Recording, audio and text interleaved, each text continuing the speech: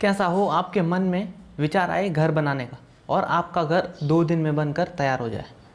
ये कोई जोक नहीं है दोस्तों, ऐसा होना शुरू हो गया है और आने वाले टाइम में यह एक आम बात होगी।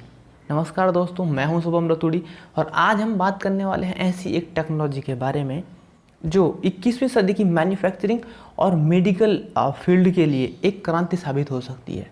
हम बात कर रहे हैं 3D प्रिंटिंग की। क्या है ये 3D प्रिंटिंग? चलिए समझते हैं। 3D का मतलब ही है 3 डायमेंशनल, यानी कि वो हर चीज़ जो एक्चुअल लग रही हो या फिर एक्चुअल हो। और प्रिंटिंग का मतलब होता है छपाई, लेकिन यहाँ पर प्रिंटिंग जैसा कुछ भी नहीं है, ये एक मैन्युफैक्चरिंग टेक्नोलॉजी है। बट इसे प्रिंटिंग इसलिए नाम दे दिया गया है क्योंकि इसकी जो मशीन है वो एज अ प्रिंटर काम करती है या फिर प्रिंटर के जैसा ही काम करती है। इसका मतलब है प्रिंटिंग से ऐसी चीज़ें बनाना जो एक्चुअल लग रही हों या फिर एक्चुअल हों।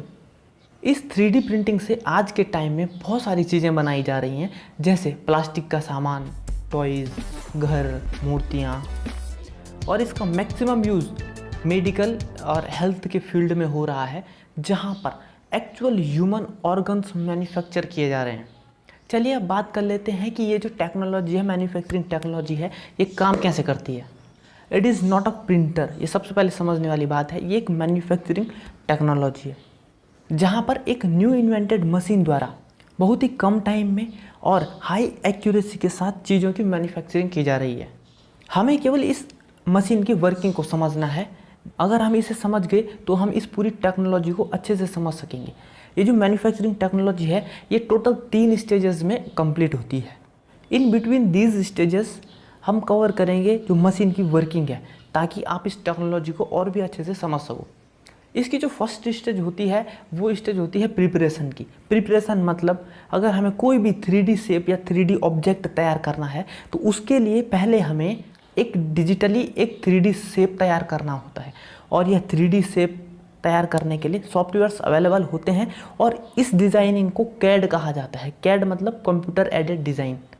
इसमें हम न्यूमेरिकल वैल्यूज़ डालकर एक 3D शेप तैयार करते हैं।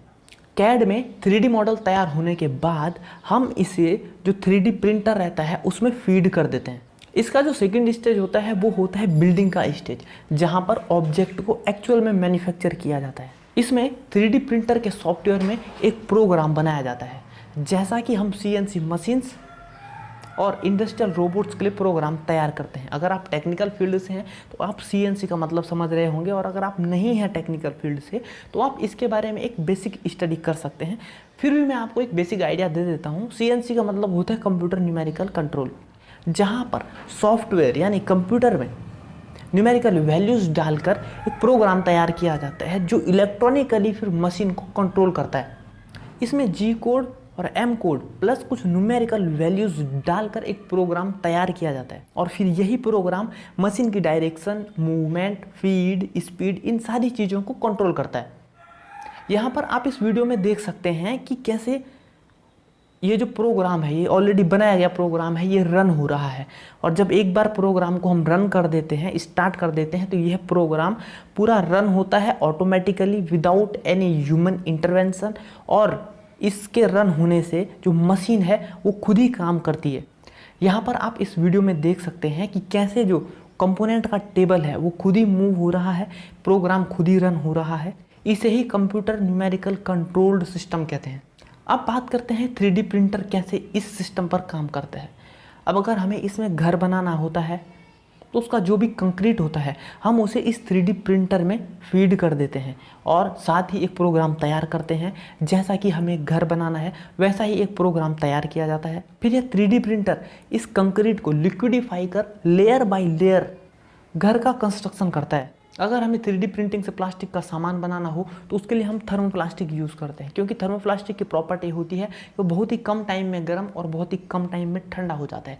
जब यह गर्म होता है तो यह लिक्विड फॉर्म में आता है। इससे हम लेयर बाय लेयर प्लास्टिक की चीज़ें बनाते हैं और उतनी ही जल्दी यह ठंडा होता है, जिससे कि जो लिक्विड हमारा सॉल्यूशन था वो सॉलिड फॉर्म में चेंज हो जाता है और हमारा ऑब्जेक्ट बनकर तैयार हो जाता है। जब एक लेयर बनती है तो उसे बहुत ही जल्दी सॉलिडिफाई करना होता है, तभी वह लेयर आने वाली ऊपर बनने वाली सारी लेयर्स का भार सहन कर पाएगी। उसके लिए इस 3D प्रिंटर में ही नोज़ल के पास ही एक कूलिंग फैन लगा होता है जो बहुत ही हाई इफ़िशियंसी के साथ काम करता है और हर बनने वाली लेयर को जल्दी ही सॉलिड कर देता है।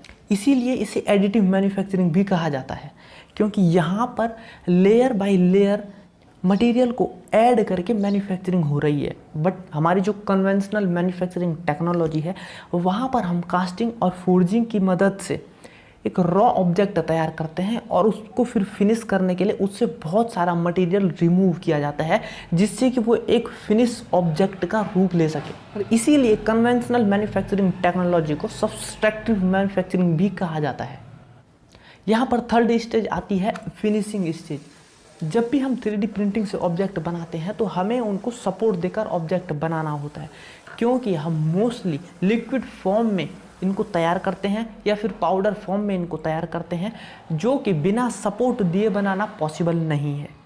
फिनिशिंग स्टेज में हम इन सपोर्ट्स को ही हटाते हैं और अगर प्रोडक्ट को या प्रोडक्ट की जो सरफेस है वो अगर रफ रहती है तो हम इसे भी फिनिश फॉर्म में कन्वर्ट करते हैं। सरफेस को स्मूथ बनाना होता है फिनिशिंग स्टेज में। Guys, that's all about 3D printing. अगर पॉसिबल हुआ तो हम इसके बारे में डिटेल वीडियो करेंगे जिसमें हम बात करेंगे how is it different from conventional manufacturing और different ways of 3D printing etcetera. उम्मीद करता हूँ आपको वीडियो नॉलेजेबल लगा होगा। चैनल को सब्सक्राइब करने, वीडियोज़ को लाइक करने और दोस्तों के साथ शेयर करने के लिए आपका बहुत बहुत धन्यवाद।